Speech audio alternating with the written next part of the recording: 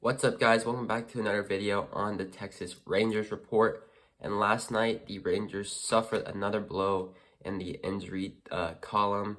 We've been suffered by the injury bug a lot this year. And last night, we got the news that Jonathan Hernandez is going to be out for the year. But this video is about Ronald Guzman, as yesterday he hurt his right knee pulling up from a fly ball where IKF called him off. We were playing against the Tampa Bay Rays. This was Ronald Guzman's first time starting in the outfield in a regular season game. He started a handful of spring training games there, and he told Chris Woodward that he wanted to play in the outfield if it helped get his bat in the lineup. So that's what happened last night, and it didn't look too good because he had to get carted off the field. I don't know what it could be, what injury it could be, how long it could be. But given that he was carted off the field, I don't expect him to be back too quick. I would expect the Rangers to place him on the 60-day IL.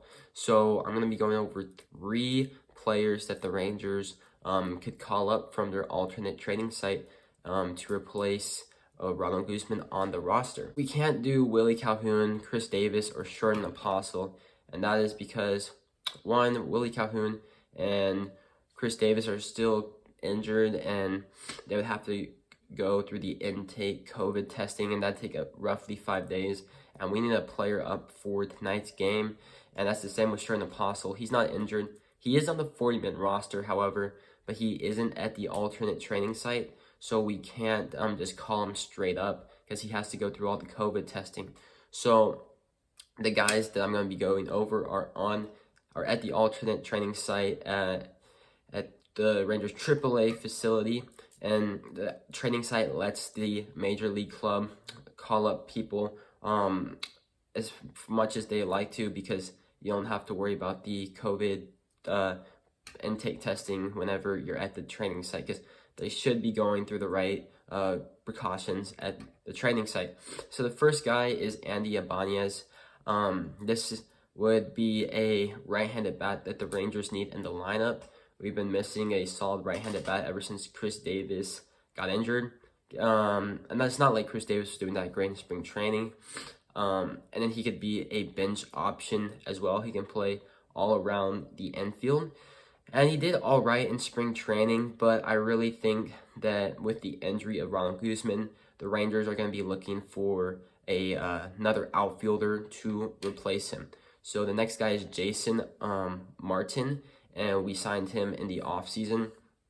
And he did really well in spring training. He's a lefty bat, so it wouldn't be the right-handed bat that we need. But it'd be interesting to see what Martin can do at the major league level, because he raked in spring training. He'd play solid defense, but it'd all be what he could do with the bat.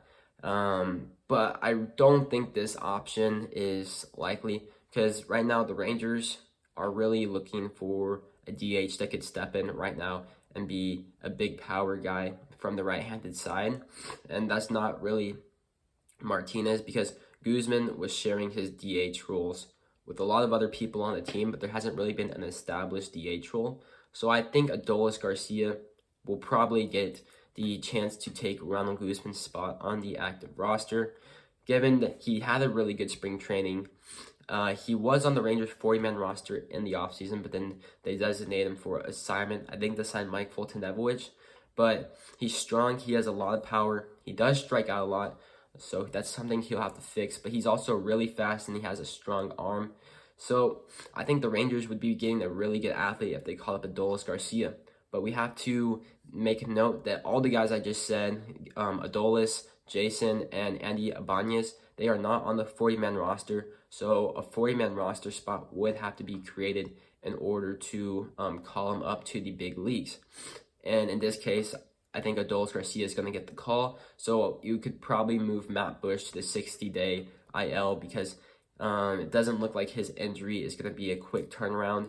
And I wouldn't be surprised if they put Ronald Guzman on the 60-day IL. However, I think they're still going to hear to see what the doctors say about Guzman's knee, even though I don't think it's going to be great results. So yeah, I think Adolis Garcia will get the chance, but I wouldn't be mad if those other two got a chance as well, because in a rebuilding year, you have to see what all of your minor league talent has to see if they can provide anything at the major league level. So with that being said, that just about wraps up the video. If you liked it, please subscribe to the channel, become your #1 source for all things Rangers on YouTube, and my link to my Instagram will be in the description down below. If you want to follow that, we can talk baseball whenever you guys like. So, that being said, I'll see you on the next one. Peace.